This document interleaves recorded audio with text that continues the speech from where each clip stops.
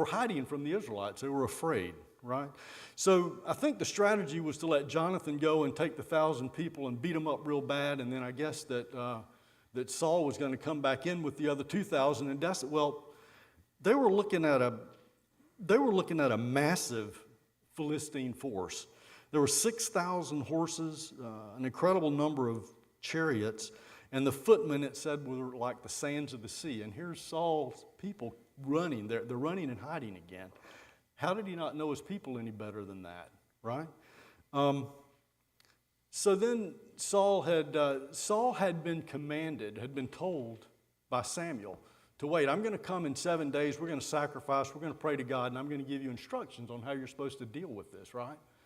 Well, they wait till the 7th day, and something happened, and Samuel didn't get there bright and early on the 7th day, right? So Saul goes ahead, makes his sacrifice, gets ready to go and do this battle. And Samuel gets there, and he said, what have you done? Saul said, well, I have waited on you, and you didn't get it. He made it sound like it was Samuel's fault that he didn't have enough gumption or character about him to wait and do what he had been told. Okay? So then Saul's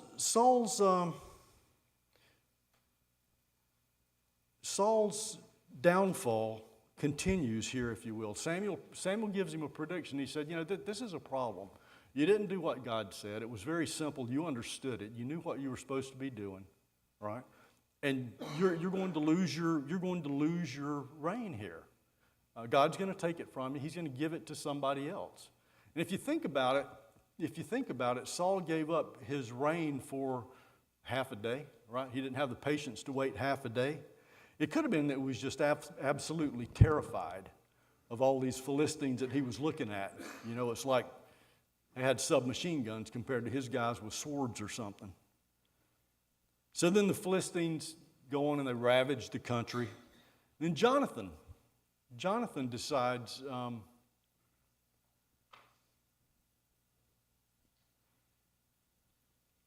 think I've lost my place here. Yeah, Jonathan decides he's going to help motivate these folks.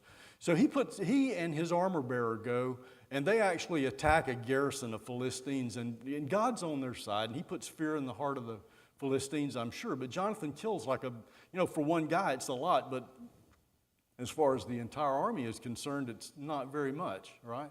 But this motivates Israel. It really motivates Israel. So then Saul garners the Israelites, and they go and they do battle with the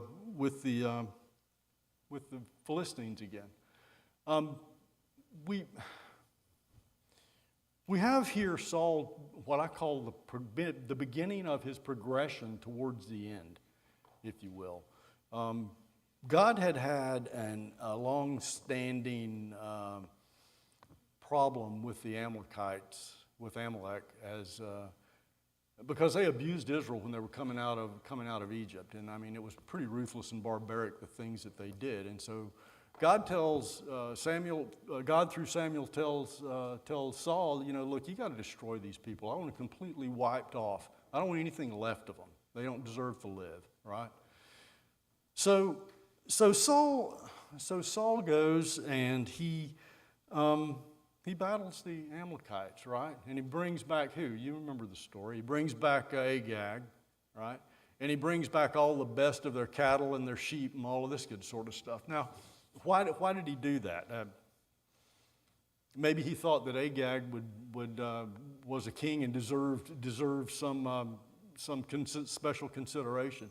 Maybe he thought that he would get some benefit down the road from Agag. I don't know. And the same way with the animals that he kept, that he didn't slaughter. What was he going to do with those? I mean, it was the best that these guys had. Maybe he just wanted to beef up his herds.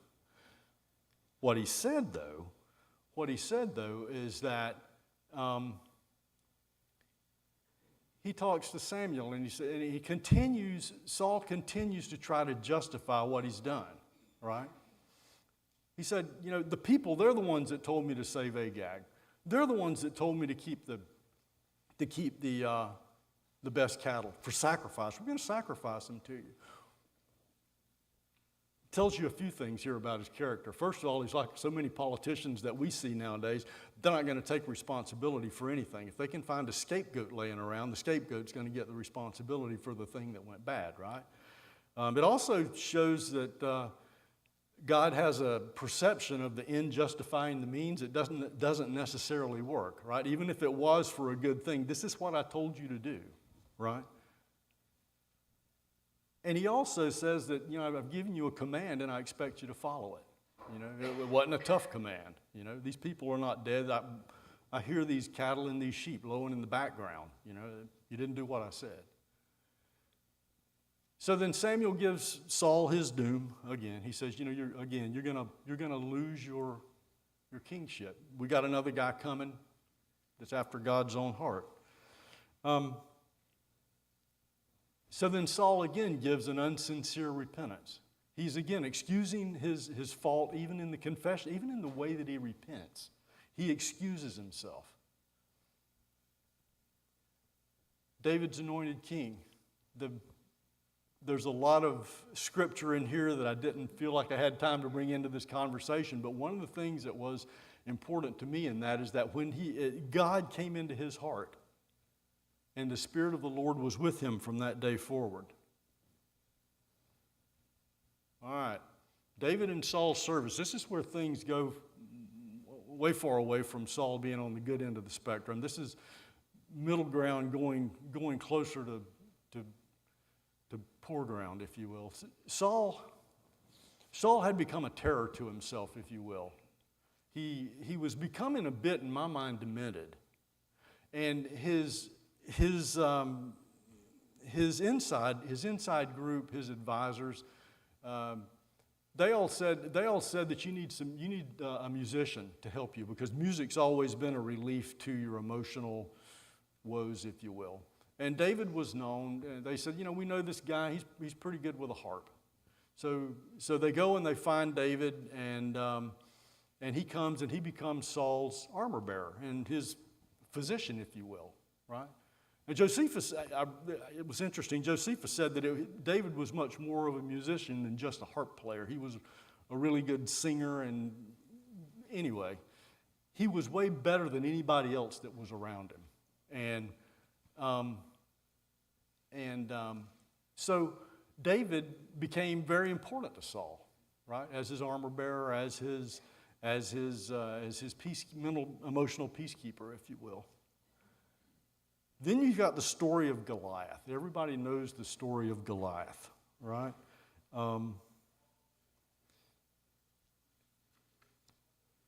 The Philistines are about ready to take siege over the Israelites.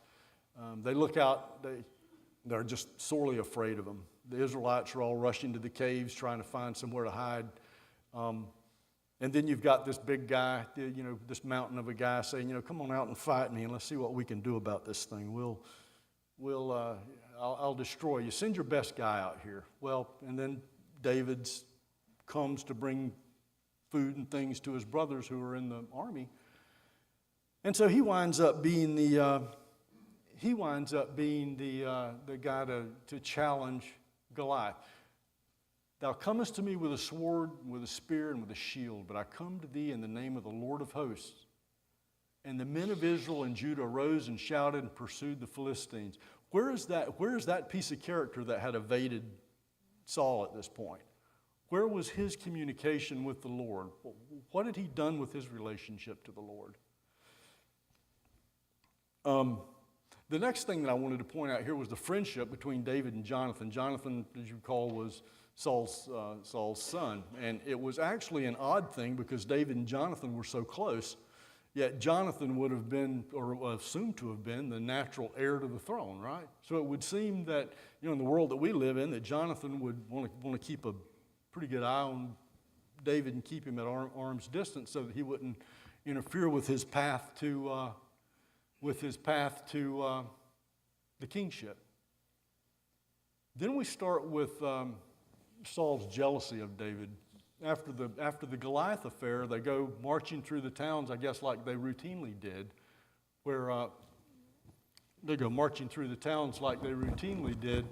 where the people would congratulate them for a job well done and everything. But you recall the chant that everybody was doing.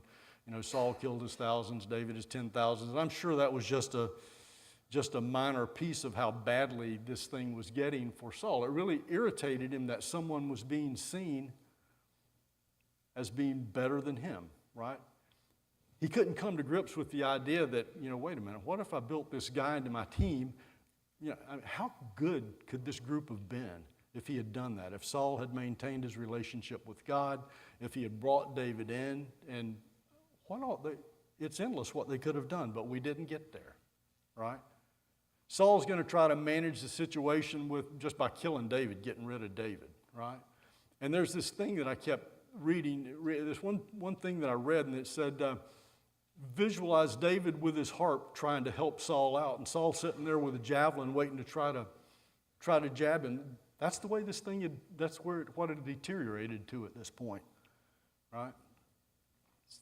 So then David marries one of Saul's daughters. They fall in love, and an odd thing that I read through this is that Saul gave his daughter because he thought the daughter would wind up being an aid to him trying to kill David, to snare David. That's an odd way to sacrifice your child, I would think. Never was anybody as unreasonably cruel to a person as Saul was to David. You just can't imagine that hardly. David fights the Philistines again, and Michal helps him in an escape from Saul. It's really odd. David sent Saul to. Saul sent some of his henchmen or his messengers to where he heard that David was worshiping, if you will. Well, his henchmen get to this congregation or this place of worship, and they wind up participating in the worship in the worship service and worshiping with David and the priests and things. So I just thought that was just a very strange thing to see. Then you've got David fleeing to Gath, and this is a bit odd too. He hides out with the Philistines. I mean, this is a Philistine country, but it must have been really bad when he thought that was the safest place that he could be. And he winds up hiding out in the cave of Adullam. Adullam, there you go. And he's trying to raise forces for his own defenses, and this is a pretty surly lot of people that he's got here. It's mostly the people that were, I didn't do that, there we go. It's mostly the people that were downtrodden and down on their luck and that needed help of one kind or another. He had about 400 people here, right? And so Saul's folks tell him he's looking for David again. And Saul's folks, there we go. Saul's folks tell him that the priest in Amalek had helped David escape, and that they were hiding him, they were feeding him, and all this stuff. So Saul sends people to Nob, and they basically charge these priests, and they basically kill pretty much every priest there. I think there were 85 people that they killed there. It's just odd that he was so compassionate to Agag, and that he saved the best animals for sacrifice to God, but yet he's willing to murder all of these priests just because they may have helped this guy that in reality was a big aid to Saul. It's really a demented mentality that Saul's gotten to here. Then the next event that I pulled into this was where David saves the folks in Keilah, right? The Philistines were pillaging them. Saul was sitting under a tree doing something other than what he was supposed to be doing. So David goes in and he garners his forces and he routs the Philistines, gets them out of Keilah, right? And what does Saul do? Does he pat him on the back and say, no, he doesn't say good job, right? He says, oh, wait a minute. He's hiding. He's over here. That's a good place for me to go get him, right? So he takes off after David again. And he continues to. One other thing that bothered me about all of this is that later the people of Keilah actually gave him up to Saul. Saul continues to pursue him, you would think that the people that you just got finished saving, not only the fighting men, but all of their families and all of their goods and all of their farms and homes. He had just saved all those folks. But I guess out of fear of Saul or repercussions or whatever, the folks in Keilah actually helped Saul find David again. The Ziphites, they helped Saul find David again in another event. And David and his folks were hiding in Ziph. They were they were part of his own tribe. He figured he would be safe there. But no, he wasn't safe there. Here comes Saul. Here comes Saul and his henchmen trying to kill David. And Saul's taking a nap somewhere during the day, and David's men come to him and say, "You've got an opportunity here. You can take this guy." And he said, "No, I'm not going to take him. You're not going to take him. He's God's servant. It's not my place to take him out right now. That's not the thing that I need to be doing." He showed some respect. Where was that respect that should have been in Saul's character at this point? Wasn't there. David confronts Saul about his bloodlust. He said, look, David was nice to him. He said, "You've let your advisors turn you against me." He gave him that out, if you will. He said, "I'm not the guy that's trying to kill you. I've been trying to help you through all of this."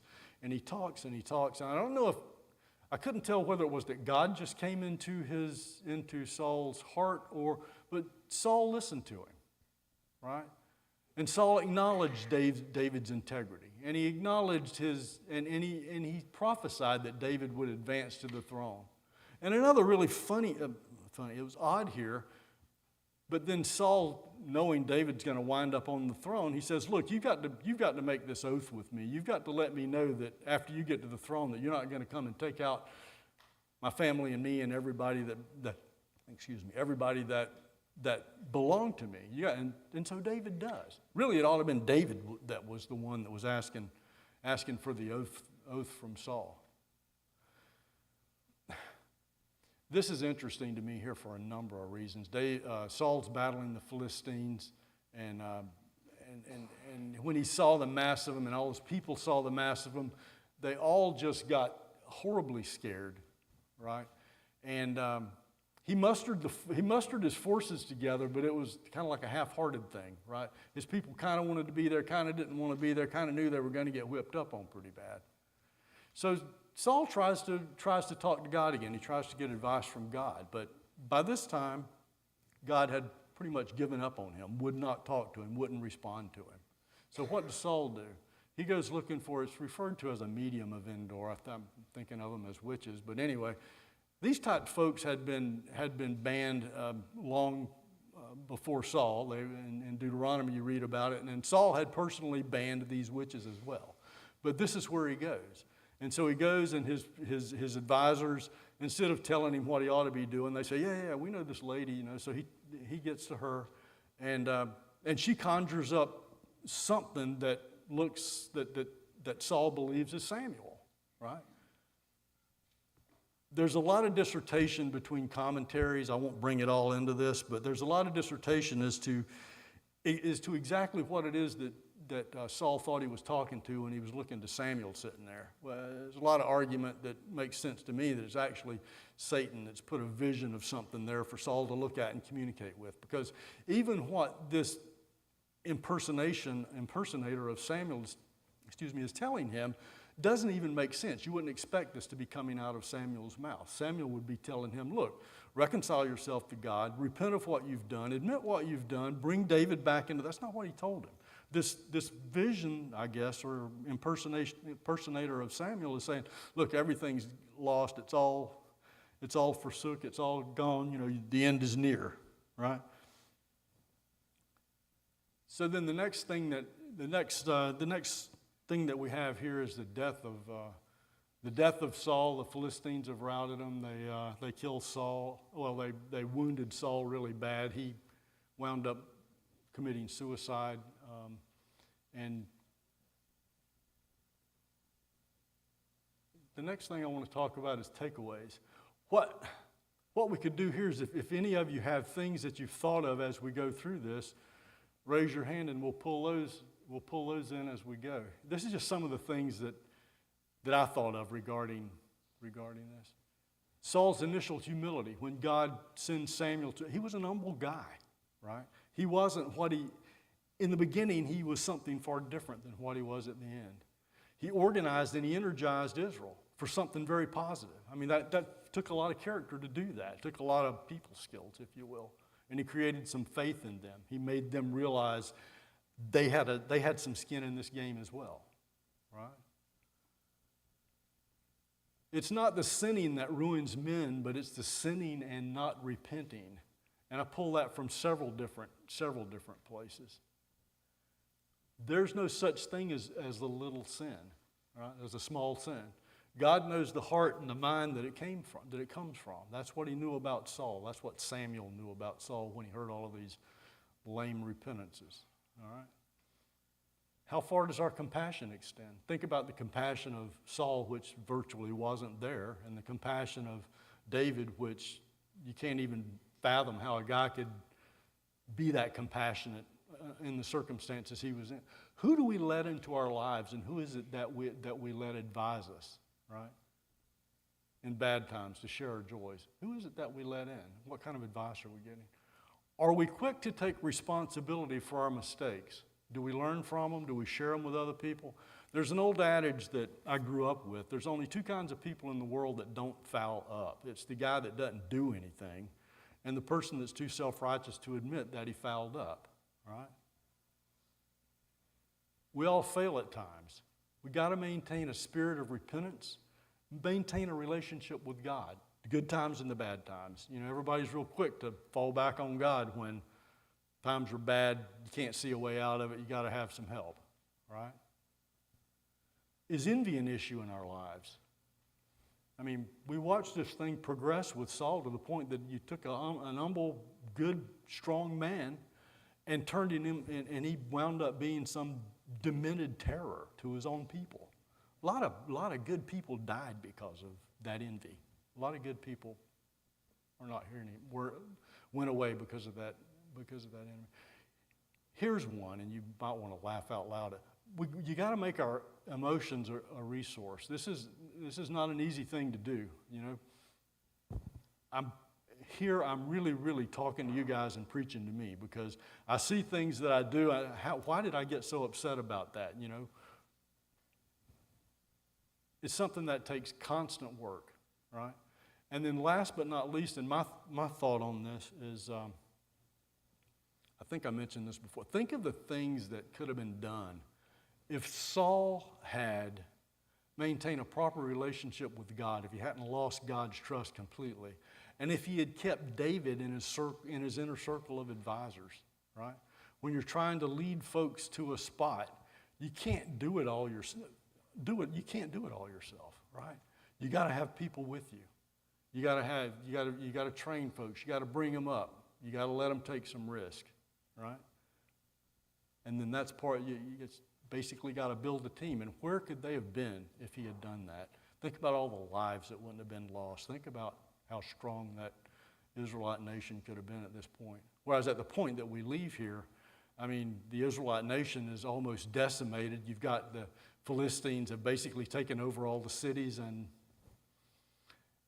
it was left for David to rebuild in the future. Anyway, we've got like 3 minutes left. Thoughts, Keith? Probably the biggest single problem was the fact that Saul put his faith in his worship of God, in his sacrificing to God, rather than putting his faith in God. And you see that when he wanted to keep the sacrifices from the Amalekite offered to God. Look what I'm offering to God. And the sacrifices that Samuel rebuked him for. Look what I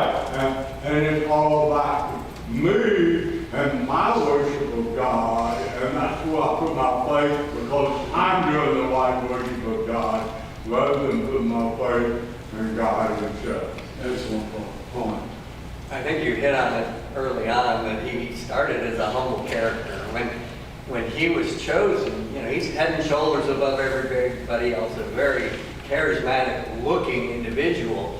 And when he's chosen, where is he? He's out among the luggage, because he's not realizing, that I'm worthy of this, or and then he has God's Spirit with him, but he surrounds himself with all his family members and cousins and all that, and they become his advisors. And he gets full of himself as being king. And you can sort of see that progression. He's lost that connection that he should have with God and with the priests and with sacrifice and all that. But it was so interesting to see him in that humble beginning, that he's this dynamic looking person, but he's there among the luggage. That's interesting. He surrounded himself with yes men. Something very important to me.